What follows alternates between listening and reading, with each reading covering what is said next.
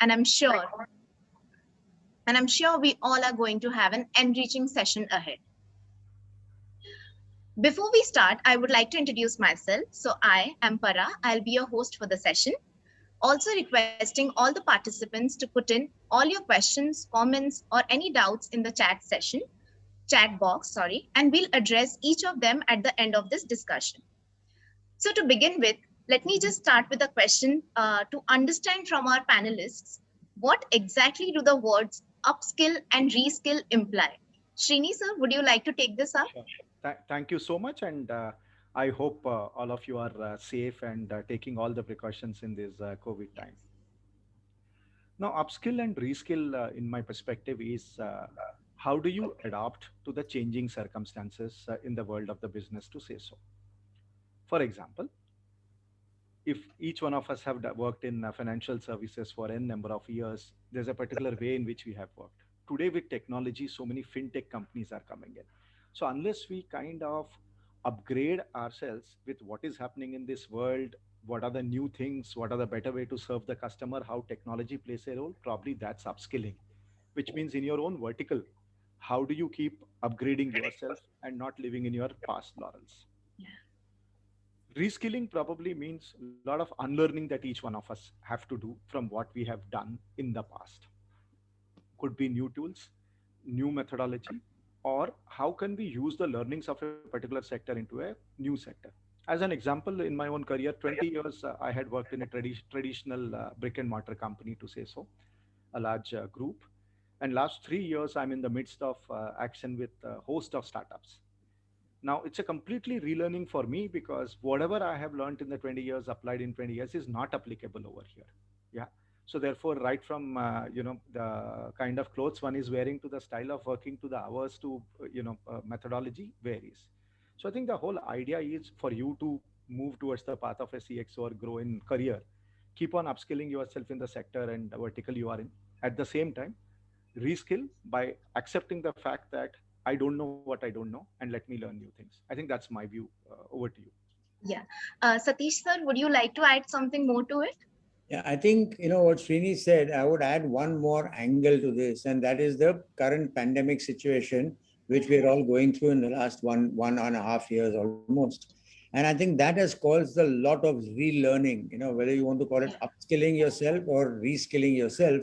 But I think, and no more are jobs available unless you have actually skilled yourself both on hard skills, depending on the industry that you're getting into, or even on the soft skills. Soft skills is something that is fuzzy, and people don't realize their importance of communication, team management, team leadership, and all that.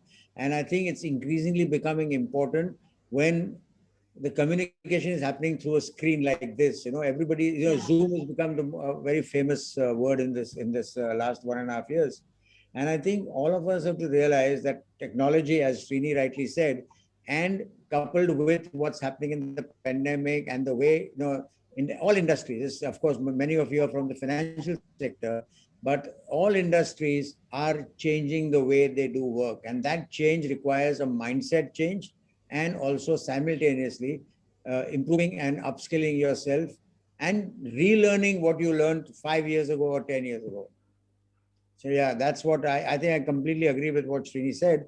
And it's become more relevant now with the pandemic, Yeah. when everything that we would have done in 2030 is now becoming 2021. Correct. Absolutely, sir. Sir, in addition to this, I would like to continue my question with you, Satish sir. Sir, so do you think there is this necessity to be upskilled and reskilled, as you rightly so mentioned, and why is this necessity basically important for all of us? So I think if you look at it, and I'm sure many of the listeners are either studying or have just finished studying and have started working also. I can see a few names I recognize who have already started their corporate journey. And they've probably realized that you need, and I think Srini mentioned this when he said you need to unlearn what you have learned sometimes, because the traditional way of doing it is no longer valid. You have to challenge yourself, and you have to challenge the processes and what you've done. And therefore, I think it's extremely relevant. And it doesn't matter whether you've been 5 years in the industry or 5 months in the industry, you need to upskill yourself. Now, that upskilling can happen in different ways. You can do courses, you can give exams, you can take a sabbatical and go back and do an MBA maybe after 2 years, or go and do a master's somewhere or whatever, depending on your choice and your preference. But the fact that you need to learn, if people ask me, how much do you know about housing finance or credit information? And for the last 20 years, I've been stuck at 5%. Not because I'm not learning, but because I believe that what I need to know is increasing faster than what I'm actually learning. And that is something all of us have to recognize. The day we feel that we've learned it all, you have stopped learning, you've stopped growing. And that's something you'll have to keep reinventing yourself all the time. So Yes. extremely relevant, extremely relevant. Yes, sir, absolutely. Then moving on forward, I have one more question. Srini sir, would you like to take this up? Sure. Like I'm asking, are these the discussion that we are having today, are these only focused towards students like the freshly graduate students from colleges or university, or who are we actually focusing at when we talk about upskilling and reskilling? Yeah, I guess the entire universe of people from the age of whatever 10, 11 years to 60, 70 years of age to talk about. We are referring to the entire cycle of corporate freshers to people who are near retirement or doing a second innings, to say so. I'll give you two examples to Yeah. substantiate what I'm saying. 23 years back when I passed out my MBA, and probably from one of the reasonably financed institutes in India, I have never studied derivatives, because derivatives were non-existent in the market that time. Okay. So imagine if I left saying that in my glory that I've studied in a good institute, I've got a good job, I need not study further.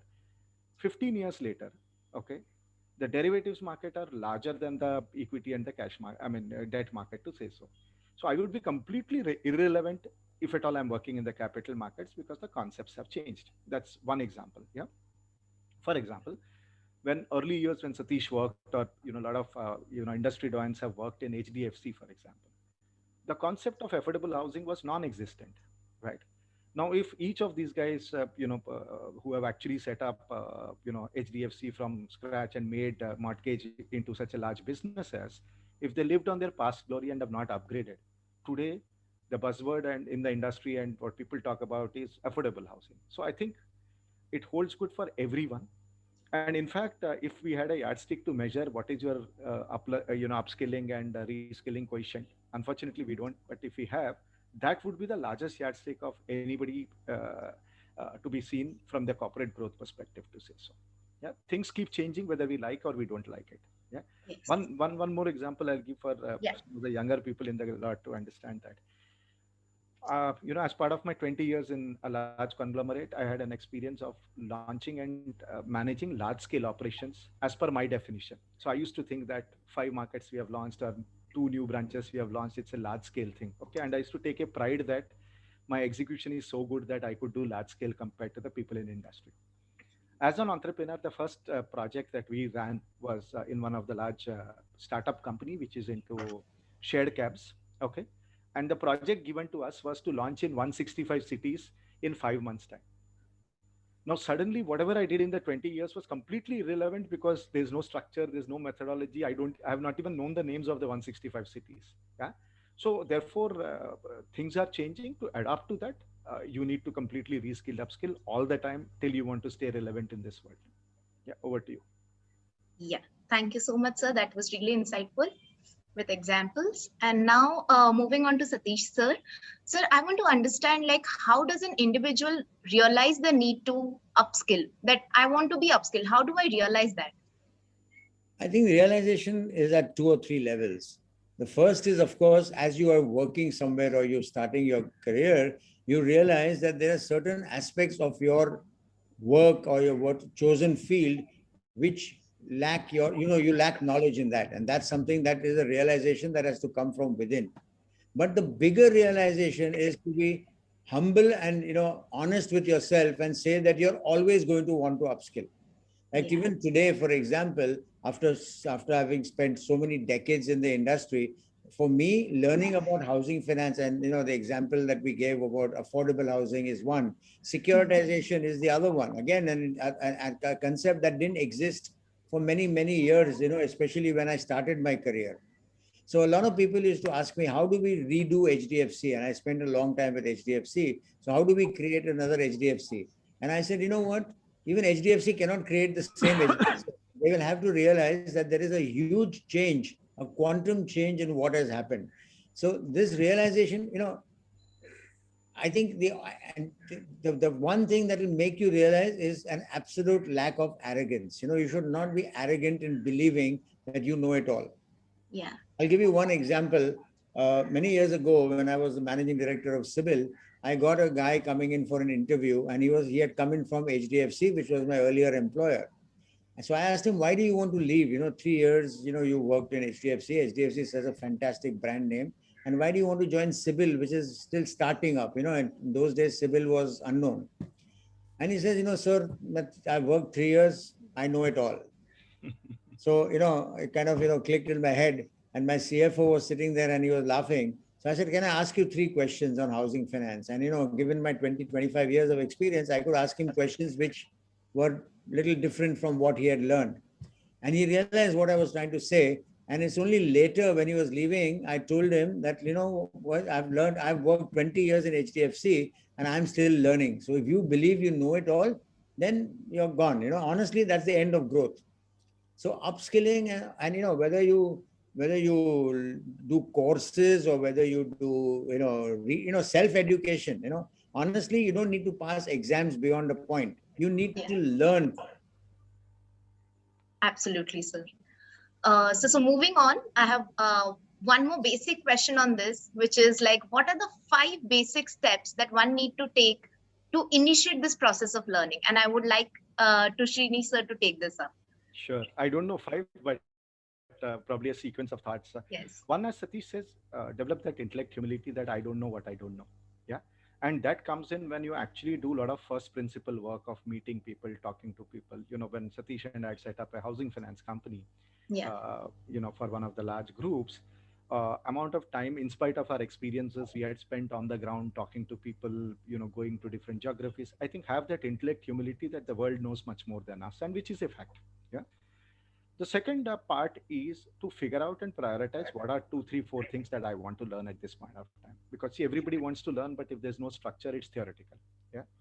Then the third, my own experience is either teach in a B school or apart from that, be a learner, which means what are the 1 or 2 courses, MOOC courses or e-learning modules or books that I can read, etc. And also impart knowledge.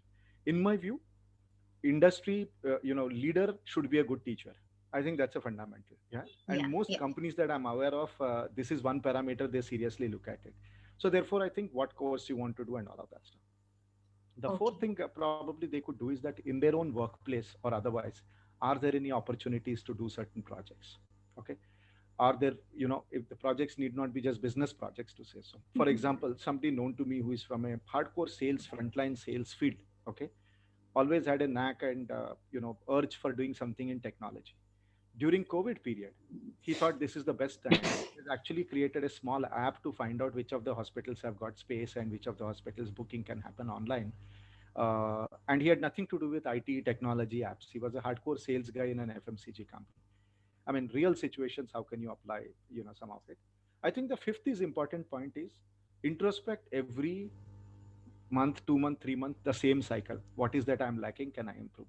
I think as long as you make it as a DNA of life, I think that's where it happens. And while Warren Buffett is overly quoted in every Twitter and every social media, there's one thing which I don't even know if he has quoted it, but I've read it. Where he basically says, I don't do any work whole day. 4, 5 hours I read, 1, 2 hours I make phone calls. That's it. And he's Warren Buffett. So importance of reading and learning. Yes, I think some process of this kind. Yeah. Word of caution here to all the participants and otherwise is good intention does not help. Intention into an action. So what is that one thing, a course I want to do, a project I want to do, talk to experts, do whatever, but that action has to happen for this to fructify. Yes. So, sir, in addition to this, I would like to get more clarity on the thing that is this process a continuous learning process, or does this end at all, or how is the exact process like? This is Satish. Why don't you take that? Okay, let me try to take a shot at that. Yeah. I think the short answer is it's a continuous process. But the tragedy of this whole thing is that as we go into the corporate ladder or our entrepreneurial ladder, and you get involved with what you're doing and you do reasonably well from the usual parameters of salary and increments and bonuses and promotions, before you know it, you become a believer that you know it all. And once you believe that you know it all, it's going to take a long effort to unwind that thought process. So I think it's absolutely continuous. Today, for example, and some of you know my age, and some of you can guess it, and the rest of them I'm not going to tell you what my age is. But the fact remains that even today, there is that thirst. Every morning I get up and I want to read the newspapers, not because I want to see the cricket score or whether Djokovic beat Nadal, but I want to see what is happening in the industry, my industry, obviously, and which is financial sector. But I want to know, and that thirst, if I can use, as something that you have. Now, coupled with that, you also need to do some, like Srini said, if you identify 2, 3, 4 areas that you want to improve on. For example, if you want to become a housing finance expert, and that's what I chose to become. In my days, we didn't have the Googles and all that of the world. And even as a job, either you became an engineer, a lawyer, a doctor, a chartered accountant, an MBA. That's it. Or you joined the family business. Today, the opportunities are vast, and students and people getting into their careers have to realize, like if you take something like foreign exchange, for example, the amount of things that are happening on the look at cryptos, for example. Yeah. Honestly, I have struggled to understand cryptos. And I'm not going to publicly admit, but the fact is that I'm still struggling to understand cryptos. But I will not give up, because it's, for me, it's a discovery. It's a realization. And that's something that, you got to keep upskilling. Now, one day I might do a course. So somebody wants to do housing finance, go and do a course on housing finance. But focus on that and become a champion in that, because there are 1,000 people who will be good at it. What is the differentiator? Your knowledge. Yes. And this teaching thing, again, it's coincidental, but I started teaching formally only about a few years ago. Before that, I had done a lot of teaching in HDFC and in my earlier avatars, but formal teaching, going into a university and standing in front of 60 students, and you will not believe how energizing that is, both from a learning perspective and, you're dealing with young minds. Yeah. Over to you. Absolutely. Yeah. So as I mentioned, our agenda for today is an employability mantra. So I want to ask, what is this mantra that we are actually talking about? Yeah. Question is for me or Satish? Satish sir or Srini sir, anyone? Why don't you go first? Okay. So I think 2, 3 things. One, I think what is your flexibility / agility or learning coefficient, if I can say so. I think whether we are interviewing freshers, whether we are interviewing experienced set of people, exactly whatever they have done in the past, we don't know how much of that is applicable or not applicable. But one facet to look for is the learnability. Given the tools, given the challenge, is this person ready to take up or not take down? That's one part. The second part probably is more around, you know, practical ambition of the person, if I can say so, which means to say that, you know, uh, there is a particular time for growth in an organization. There is particular elements which are there. Is this person blindly ambitious that I want to be CEO without really having stuff in him, or it's a controlled ambition? I think that's probably the second mantra, if I can say so. Yeah. Third mantra, probably, you know, in an FMCG company, a salesperson, I'm giving an example, salesperson is measured based on what they call it as new product intensity, which means if you have sold 100 rupees of sales, how much is the new products? Because selling new products is always difficult. Hmm. If I were to measure any of the corporate executives whom I meet or students whom I meet, is basically new concept in incentive, intensity. Like Satish is saying, crypto. If I ask somebody what is ROCE, I'm sure, 40 years before me, 40 years after me, there is a standard definition of that. Yeah, coincidentally, many students don't know that. That's a different thing. But if I ask them about crypto, that is an indication to me that are they current or not current and what's happening in these markets. Yeah. So Yeah. often, and unfortunate, but often you will find this, that a lot of university toppers necessarily need not be the CEOs, because the style of learning, etc., is important. So I think, net it is all about the softer aspects of your learnability, uh, how you manage the environment, how you keep upgraded, and Yeah, you are dealing with the people, etc. That is 70%, and 30% is your absolute knowledge, is what I feel. absolutely, sir. Yeah. So So, if I so can add to that, if you don't Sure, mind quickly, sure, yeah, sure. yeah, I sure. think, the important thing here is learning or new things happened in my industry also 30 years ago.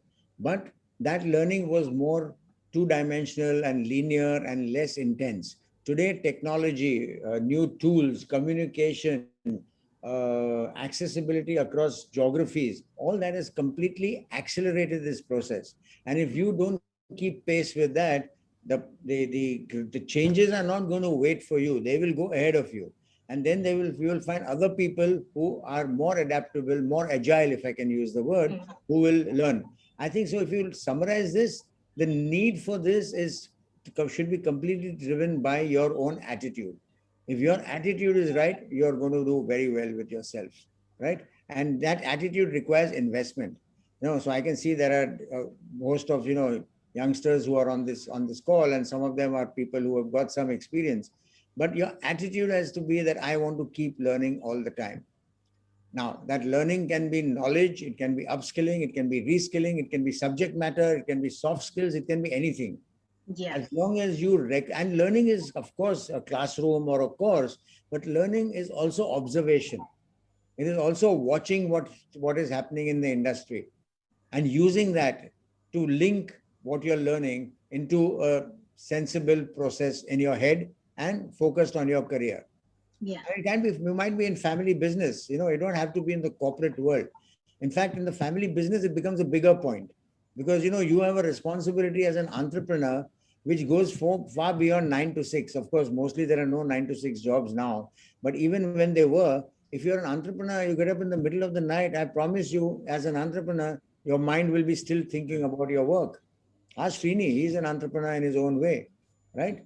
Absolutely. Now, the point is, therefore, upskilling, reskilling, unlearning, all these adjectives, you put them into one pot and you can make a very good khichdi or biryani. absolutely, sir. So drawing from what you and Srini sir spoke, we come across a word soft skills.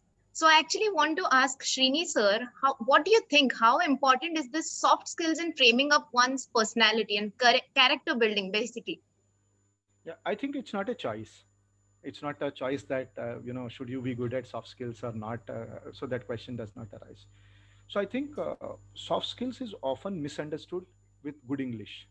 Yeah, Yeah, yeah, having a good English, spoken English, written English is a good blessing, but that's not the only condition in that sense. Yeah. So soft skills would have multiple things, which includes the thought process that you go through, how you gel with people, right?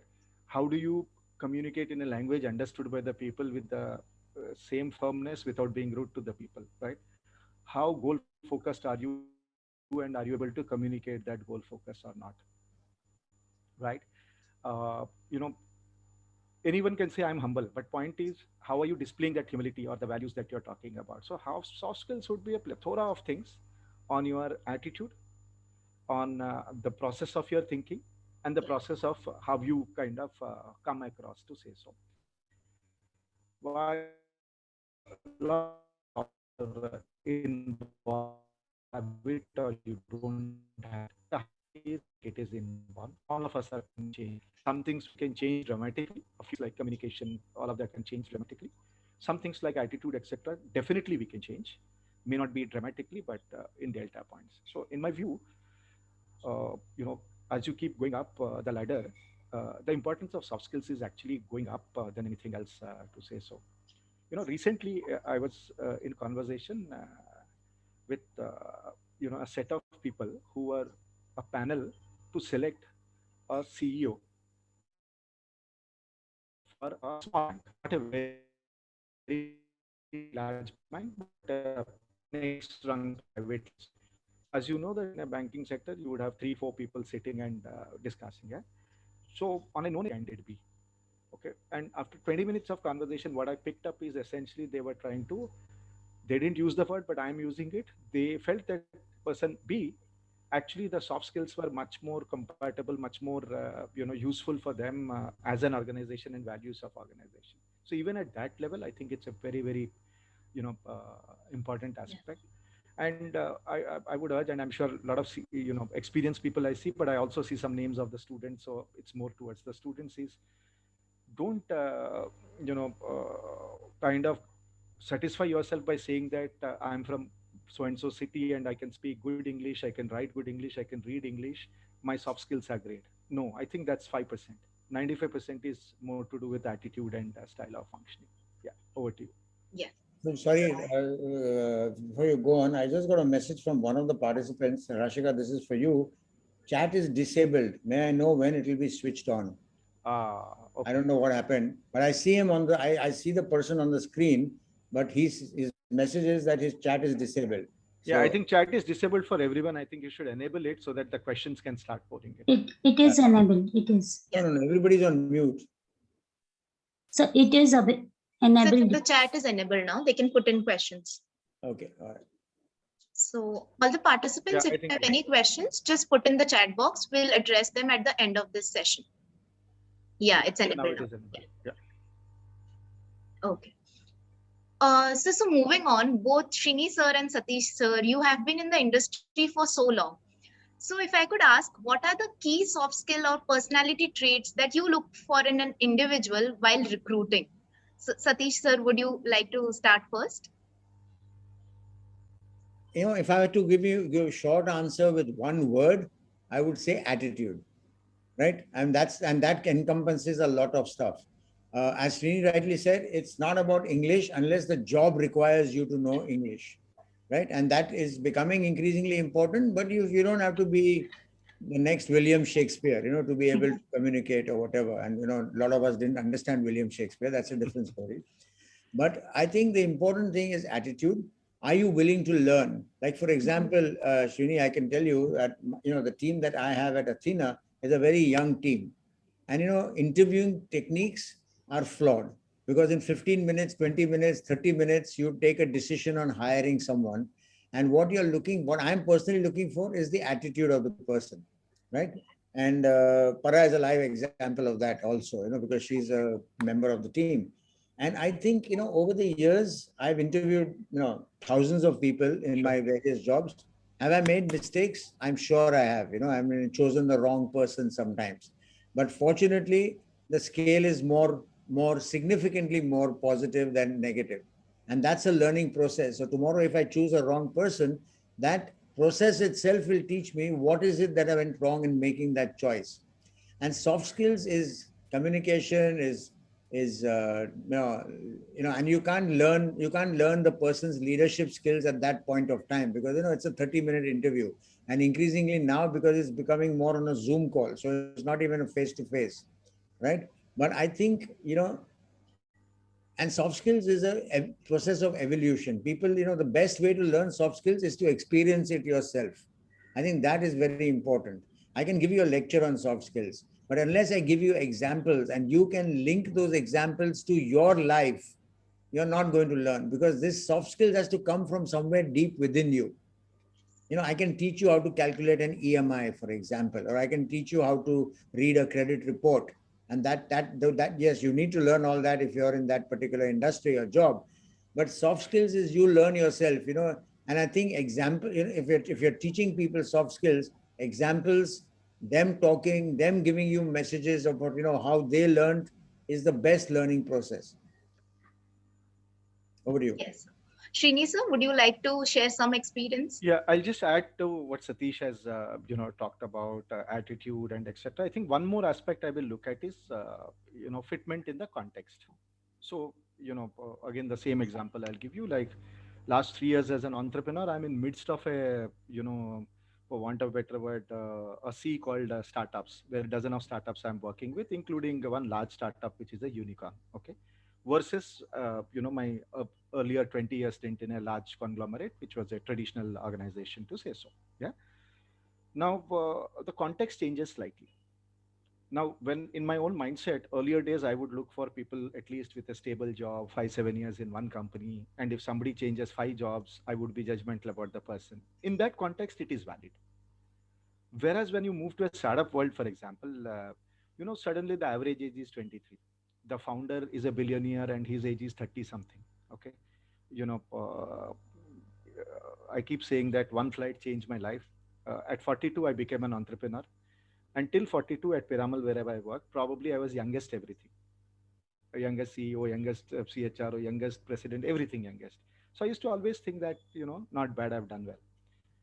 The moment I took a flight to Bangalore for my first project in Ola, I realized I was oldest over there in the system. So one flight has actually changed it.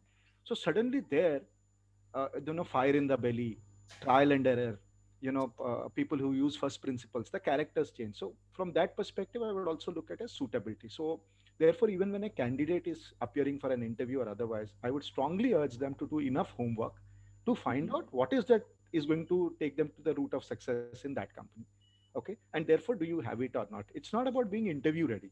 It's Yeah. being career ready. Each of you have 40 years of career. So you can manipulate, as Satish said, in half an hour, you can manage an interview. Sometimes fluke, you get it. But it's a help for both employer as well as you. So I think suitability is what I'm saying. Yeah. Okay, okay.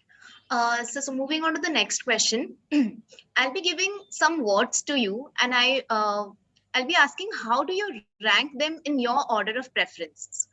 So the words are proactive, honesty, communication skills, listening skills, time management, and empathy. Shini sir, would you like to go first? Some of them are corollaries actually in that sense to say so. Yeah. But I think honesty comes first because, see, a job is, you spend 50, 70% of your time that you are awake with people in the job and work. So I think there has to be honesty. Again, honesty, I'm not saying 100% right. I'm saying Yeah. honesty in Yeah. what you do. Then second is the communication. I'm clubbing all the aspects of communication here. Mhm. Listening skills is part of communication. Yes. Expressing is part of communication, etc. And then empathy. I mean, this is because you kept a gun on the temple. I had to rank this way, but these are all must have 98, 99, 100 kind of situation. Okay. Yeah. Satish sir, would you like to? Do you want me to repeat the words? Well, it almost sounded like coffee with Karan for a minute. Without a hamper, Satish. Without the hamper. But no, I think, if I was thinking of it as the first word that comes to mind, luckily Srini and I agree completely on this, is honesty. Because, you are, especially in startups and small organizations, and Srini and I are both in our way, in our own small organizations compared to, Correct. for example, an HDFC or a Piramal, you are dealing with people all the time, and honesty of purpose, honesty of intent, and honesty as a character is extremely important. Listening skills, sure, but there's one more word I would put in, which is that how well are you and the organization fitting with each other?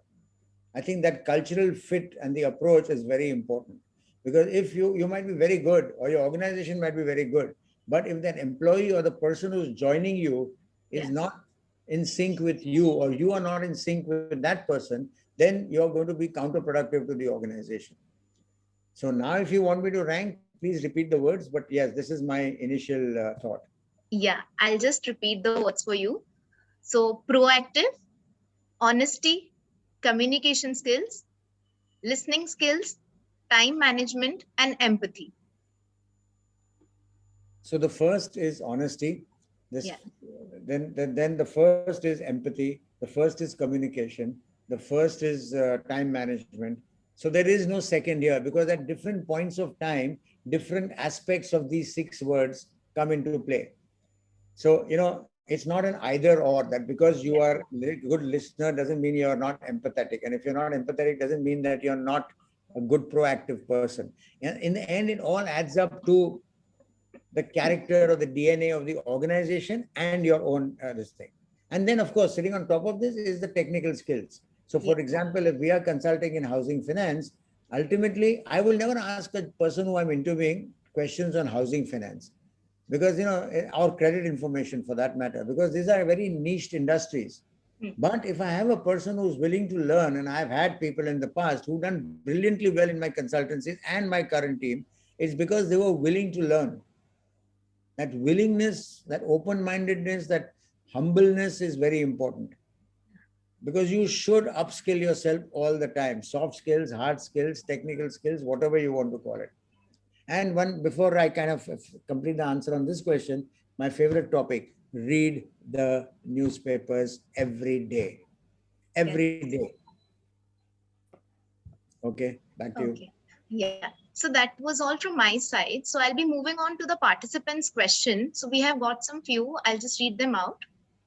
So the first one is asking about, based on your experience, can you please let us know the upskilling and reskilling required to take the leap from a senior role to CXO apart from area of specialization? What are the key attributes which is looked for such roles? Shini, you want to take it? Yeah, I'll take it, and then maybe you can add into that. A good question, Sunil. So I think two, three aspect. When you move to a CXO role, it is assumed you're damn good at your function, so there's no question on that. So I guess it is about your general management skills which are much more important. So when I say general management skill, ability to build teams, okay, ability to delegate, being visionary and cascading those vision across, yeah, cross functional ability to pick up cross functional elements. Okay, so for example, I mean, the days are gone where a CFO can't say that, boss, I have done my accounting on 31st. I have to send these reports to the investors, and this is what has happened. CFO would talk about business as much as a COO or a CEO would kind of talk. I think one more very important aspect is ability to learn. Okay, and I'll give you an example. Perhaps 10, not 10, 12, 13 years back, when I was going through this journey of moving from a senior management to a CXO level in the Piramal Group, for example, obviously I would have a lot of blind spot. I may have a super career, but does not mean much. I would have a blind spot. And one of the top management at that point of time told me that maybe you should have a coach. Okay, my first reaction to that was, I've done so well in my career, I've rocked, why should I need a coach? I had this first meeting with the coach. Now, in the first meeting itself, conversation, etc., I realized first when the coach came in, my mind was saying, "What's his qualification? Has he done well for himself? He seems to be an okayish kind of a guy. What will he do?" All those apprehensions you would have. With first conversation, I realized that obviously I have a lot of blind spots. So when I admitted to myself that I have a blind spots, and he is here to help me to take me to the next level, I think that next 1 year of 12 sittings with the coach made a huge difference in my life and style of working, to say so. Or in other words, Sunil, acceptance, saying that there is somebody whose career may be like yours or not maybe like yours, but a sounding board does help you in terms of going to the next level. I think these 4 5 attributes that one would lead. The last but not the least is every organization has got certain values, right? How close are you to living those values? Mhm. Right, I think that makes a difference. And again, a person who I'm just taking names, a person who works in company X with certain systems of values may or may not be the best fit in a company Y. So are you close to the values of the organization? Do you really live it, or you talk about the values? I think these are some 5 6 elements which are important. Satish, in case you want to add anything. Yeah. Yeah, just quickly, I think I completely agree with you. And I think if I was to summarize this, Sunil, I think, from a senior role to CXO is not about specialization anymore, because you've reached the senior role because you're a champion in your industry in that sense, right? Otherwise, you wouldn't be there. Unfortunate, but I think it's valid and it's true. As you become a CXO, you stop being a specialist and you become a generalist. You become a people guy. I think that is important. 90% of your time has to go in managing people, motivating them, leading them, managing them in their, in their downs and their ups. And while you're ensuring that the today and tomorrow are working well, you also have the vision of where you want to take this day after tomorrow. I think it's a very people thing. So your skills have to be now developed. And you might be a fantastic scientist, but you might be a terrible people person, for example. Right? Now, if that is true, then you have a larger leap to take to become a CXO, because you are now leading people. And the operative word is not people only, but it is also you're leading people. And that is by example, by communication, by action. I'll give you a simple example. Like, what when we started the credit bureau in India, and it was a completely new concept. And we had worked backwards with a date, and we said, on this date we will launch. Now work backwards. The team was so motivated because they were felt it was part of their thing, that we would sit late into the night till 12 o'clock, 1 o'clock, making sure that we met the dates that we had set for ourselves. And I would sit with them. But what my job was? My job was to order the food and get the ice cream. Right? But the fact that their managing director was sitting with them was enough motivation to make them also work. And I think, honestly, I've had a fabulous team everywhere, but Civil was one of the best, not because they were the best, but because as a group, we did something miraculous in that time. Yes, that's the example I would give, Sunil, as what you need to do to become a senior manager. And you'll never be perfect. There will always be. I think the other thing that Srini said is very important, which is, are you aligned with the vision of the company, with the ethos of the company, the culture of the company, the owners of if the shareholders are different, for example, right, which they are in most corporate cases. I can't think of a better example than HDFC, which is where I worked for 20 years. Fabulous culture. Fabulous is not the word. And people in our training programs, and I used to do a lot of them, used to ask me, "Sir, teach us the culture of HDFC. How do we, you're teaching me EMI and home loans and all, teach me the culture." And I used to say, "I can't teach you the culture. Go into the corridors of HDFC and breathe the culture."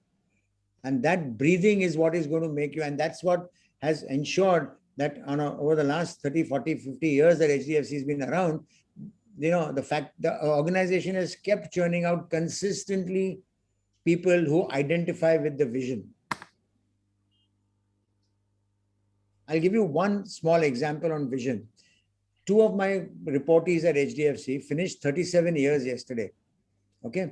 They finished working 37 years and they wrote to me, thank you and all that, which is fine.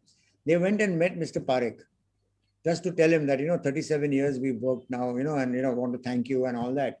You know what Mr. Parekh did? You'll be surprised. He started singing congratulations. Now, those two guys for the next 37 years will, be dedicated to the organization. That's all you need. Salary, money, ESOPs and all, of course, comes, but this is fantastic. And that is the culture of HDFC Limited. Okay, back to you. Yes, move on to the next question. Yeah, moving on to the next question. We have question from Gaurav. Hi, sir. I'm a RM in mortgage. It's always difficult to tell a customer that his or her case is rejected. How does soft skill help in such a scenario? Yeah, can I also suggest some more questions are there on soft skills? Yeah. All can be taken together. Maybe 3 questions are on soft skills. So why don't you just club those? Yeah, okay, sure, sir. So the next question is from Abhishek. Hello, everyone. What is better for a graduate student? Should he earn experience in the industry or should he pursue masters and then go for a job? And then we have from Nishita. She asks, hello, sir. While we give any interview, is soft skills given greater importance than hard skills? Yeah. Got it. Okay, so Roshni also has a relevant question, related question. Soft skills are something that comes with. Yeah. How do we do? So I'll club my answer of all these 3 questions and probably try answering. On the RM part, I would want Satish to answer. I'll give my answer, but Satish would be obviously more experienced on that. So I think one important aspect, I think soft skills are not natural only.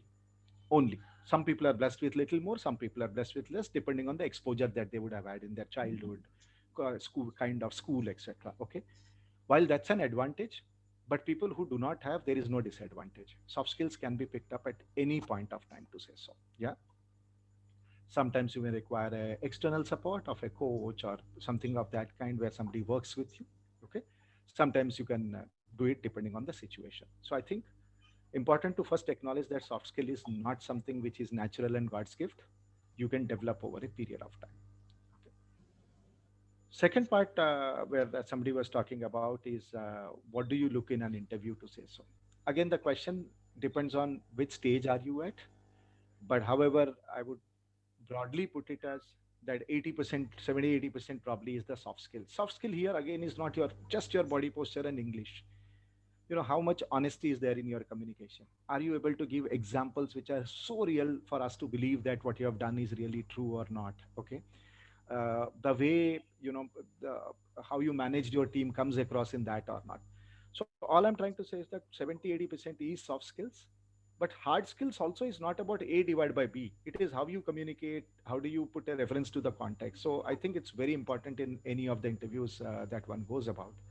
And on an RM in mortgages, with a customer, I've often found that when you stand in front, literally or figuratively, and do an honest communication, okay, I think that works the best for you. Yeah.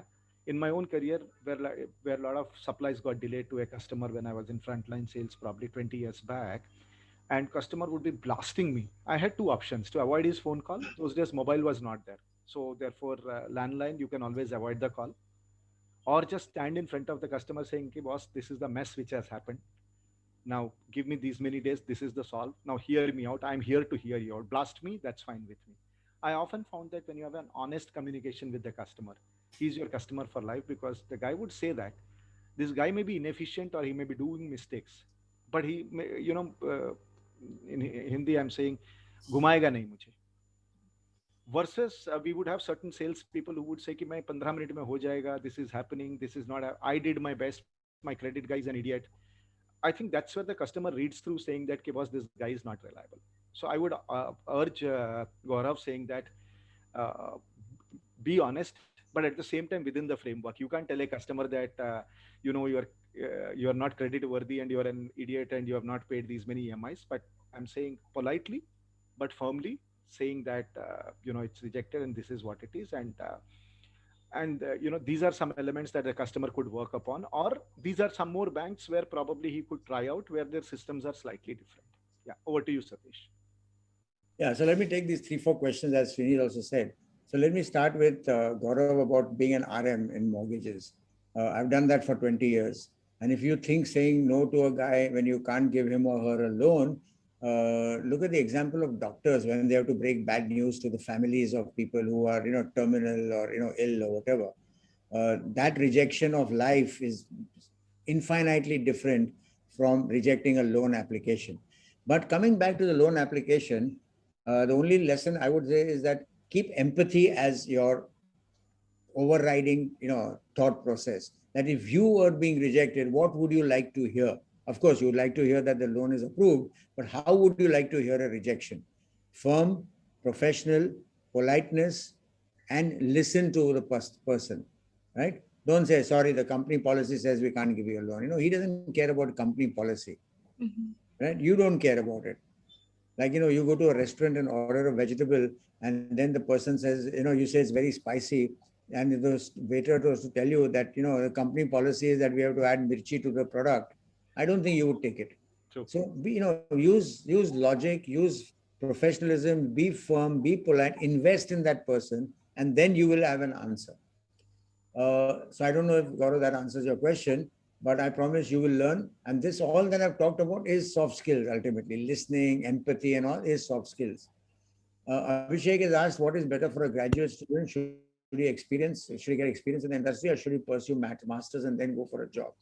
Honestly, it depends on two things. One is depends what you want to do in life, right? I mean, you want to be an entrepreneur, you want to be self-employed, you want to start a corporate experience. Today, students are passing out of college at 19, 20, 21, right? If so, that is my second advice, that if you can afford it financially and from a personal family perspective, I would say work for a year or two and then go and study, because that will give you a mix of the real world and the academia, and you'll appreciate what you are being taught in college much more. I don't know, Srini, if you agree with that, but that's my advice. Absolutely. Absolutely. If I were to yeah, go ahead, carry on. No, please. No, I'm saying if I were to rewrite my own career, that is what I would have done. Immediately after my engineering, I did my MBA. Probably if I had 2 more years of work ex in between, my Right. appreciation for different things would have been much different. The subject which I hated the most, and the only reason I used to do that is to make sure that my rank is intact, because if I don't study, the subject rank would drop down, is organization behavior. I used to think that it is so theoretical. What are they talking about? Politics, this, that, etc. As I started working, and the day I became a CXO 2010 or 11, somebody in my relation has actually asked me this question that, what of your MBA do you remember the most? Because today, after 12, 13 years of working, you became a CXO. I actually admitted to them saying that I wish I'd paid more attention in OB, because everything of what I'm doing is organization behavior, correct? Now, probably if I'd worked for 2 years, my appreciation for such subjects would have been much higher, that it's so vital in nature. So I think I agree with Satish on that part. To our friend who's a RM, I want to give you one honest feedback as well, Gaurav, is we as salespeople, at some point I was a salesperson 20 years back, we as salespeople also have a tendency to overcome it. Okay. So there is a very high chance in this situation, not that you have done it, Gaurav, but there's a high chance that you may not have understood the case fully. And being in mortgages, looking at a file, there's a high chance you would know the chance of rejection or acceptance in that sense. That could be one reason, that you have not understood enough to kind of figure out. Second could have been that your salesperson must have overcommitted to customer. Don't worry, sir, this is not existing. Don't worry. 5 check bounces, don't worry. We'll get it done. So sometimes it is also about expectation setting in the sales process. Yeah. No customer on day one would want to just hear yes. If you set the expectation saying that, these are some challenges that we have, these are things that company may look at, the guy is mentally prepared saying that there is likely to be a problem which is going to happen. Yeah. The challenge with the customer is when you set the expectation that everything is hunky dory and we are all God's gift to mankind, and suddenly give him a rude breakout saying that your file is rejected. The person is obviously aggressive in that sense. Yeah. Yeah. Yeah. So I think the other point was what importance do you give? And Srini answered it in an interview, to soft or hard skills. I think it also depends on the job. For example, if I were having an IT specialist, for example, I might want to know a little more about his hard skills as without diluting the soft skills. So I think that's an easy answer there. Wow, the next There's one from one more question in between. Maher is asking about office politics. How do you stay out of office politics? I wish I could answer that, because every office there is politics in some shape as you grow in an organization. Put your head down, be professional, be engaging, but stay out of gossipy politics. That's the only thing I can say. But you think you can insulate yourself completely from office politics as the organization grows? Becomes a bit of a challenge, and that's part of your. But there is no soft skill that teaches that in that sense. The last one, which is here, is soft skills is sometimes something that comes from within. How do you think will be the right way to learn soft skills? I think we've answered that Yes. quite in detail. So yeah, Yeah. Yeah, I So, think office yeah. politics, I agree that it exists. But remember one thing, you normally don't get looped into that unless somebody sees you vulnerable. yeah. In the sense that you are also part of the gossip circle, you are also part of something, people would say that, okay, let's loop this guy also inside that. Stay away, as Satish says, from all of this. And second, I think sometimes transparency also helps in solving. If, Yeah. I'll give you an example, and Satish, our own example. Satish came in with a lot of experience as a advisor, senior advisor at Piramal, and I was the CEO with very minimal knowledge of housing finance. Okay. Which means easily there must have been enough number of people who would have gone and told Satish about me. Okay, he And knows vice nothing. versa. And vice versa. And somebody would have come and told me, boss, you are the CEO, but Satish is doing this for you. Correct? But how did we maintain? Every day morning, and Satish, you would recall, without exception, both of us would have a cup of tea together from 9 to 9:30 or 9:20 to say so. And we would discuss everything except work. Okay, 20 minutes. So, we also know what's our thinking, etc. Sometimes we would have a open conversation to say, ki, this is the issue in hand and this is the way I want to deal it. There are many times where Satish would be humble enough to say that I did not think this way. There are times when Satish would say, ki, boss, you are absolutely, what you're talking is nonsense. Because in my experience, this needs to be done. Yeah. So I think that out of after how do I put it, the fact that after so many years of work life, we are still, and not that we would yeah, not that we would not have any difference of opinion. It is that we were transparent in our communication to say, "Okay, boss, ठीक है, this is what I feel, this is what you feel."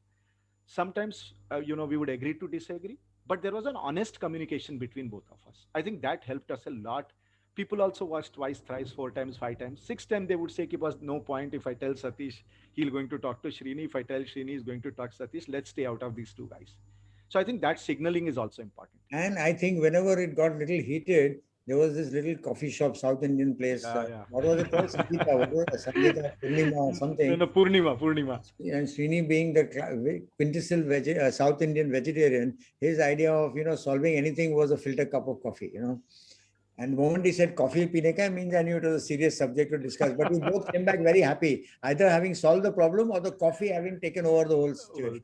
There is one concept in management. It's called management by ignoring. If you ignore a problem, 90% of the problem goes away.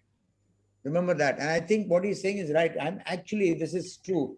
9 o'clock or 9:15, whenever we got to office, I would walk into his room and we would just sit and chat. And everybody knew they're cooking something up, but we were not. We were talking about, I knew about his children and I knew about what he's done in life. And he, I used to tell him more. And that equation solves the problem. Now, I have another question which I see from Arpita. How will I learn the skills most relevant to me? I think there are two ways to learn them. One is to sit down with a paper and pen or with a laptop and start putting down where in your work, and I know Arpita works, so if she kind of knows which part of the hard skills that she needs to improve on. And it's a tough one because you have to admit, and having admitted, then you have to act on it. So if Arpita, for example, says, I need to learn Excel, I'm just taking a very silly example. Admitting it means the next thing is she'll have to invest in learning Excel, for example, or whatever she has to learn. So that Arpita is one. And the other thing I would say is at some stage in life, and especially when you're young, having a mentor makes a big difference also. Having somebody who you can talk to. A mentor doesn't talk to you. A mentor listens to what you want to tell yourself and gives you a perspective which helps you. So combining a mentor with a self-realization that I want to improve, for example, even soft skills, I want to improve how I talk because my job requires that, or I feel that it's important. I want to improve the way I draft reports. I'm just giving examples. Yeah. All this is something you need to realize and work on it. And then, of course, a mentor always helps. So there's one more question that has come up. I'm going to assume that is for Srini, and Srini is going to assume it's for me. It's from Meher and says, sir, are you hiring? No. Yeah, we are hiring. My email ID is on the top, which I wrote for somebody who had a query. Send your resume. We will look at it. Yeah. Yeah, I think, you should. I mean, I can put mine up, and anybody who wants to send me a resume, always happy. If we've hired somebody recently, we will hire someone later. Yeah. So please feel free to. Sir, also a question from my side. A lot of times when we deal with vendors specifically or something, we feel that we are rude. So there is a thin line between being firm and rude. So how do we actually make the difference and not sound rude at the same time, and at the same time our work gets done? I think when the conversation is not feeling based, logic based, Yeah. half the problems are solved. Yeah. Okay. Often what happens is when a supply doesn't happen on time or something he or she has committed is not happening, etc. We talk in a fit of an emotion. But end of it, we have a professional relation with those set of guys. If you're logical and discuss with those people, I think half the things get sorted out in that sense. Second, I think if you kind of build that trust with those guys, what happens is the difference of opinion is only issue based. That means he or she did a mistake, you are firing the hell, the guy will not take it to heart. So I think these are two elements which are important. Satish, unless you want to add something. No, I completely agree. And I'm telling you that early morning coffee helps. Srini and I were not, I mean, I was a consultant at that time, right? Before Srini moved on and I took over. So I was supplying something which was knowledge, experience, and all that. Now, he was, did we disagree? I'm sure we did. And I think that helped the organization. But Absolutely. we never got rude with each other because we recognize that while we'll go all the way as far as professionalism is concerned, we won't take the first 3 steps as far as personality is concerned. Yeah. I think that maturity, and it's possible Srini might have thought of slipping in that, and one I might have thought of slipping, but we consciously stayed away from that. Yeah, I think we are done with all questions from the participants as well. To all the participants, I would like to mention, we have mentioned our email IDs, both Srini sir, Satish sir, and also our info@athenaelearn.com. If you have any further questions or doubts, you can reach all of us or any of us as the question requires. So finally, I would like to thank everyone for joining us this morning for such an enriching conversation. I'm sure a lot of questions have been resolved in our minds. And I would like to thank Srini sir and Satish sir for your insights. I'm sure this is going to help each one of us for upskilling and reskilling ourselves. So thank you everyone for joining. Have a great day ahead. Yeah, thank you so much for having Thanks, me Srini. here. Thanks, Para. Great job. Thank you very much. Thank you. Bye. Thank you.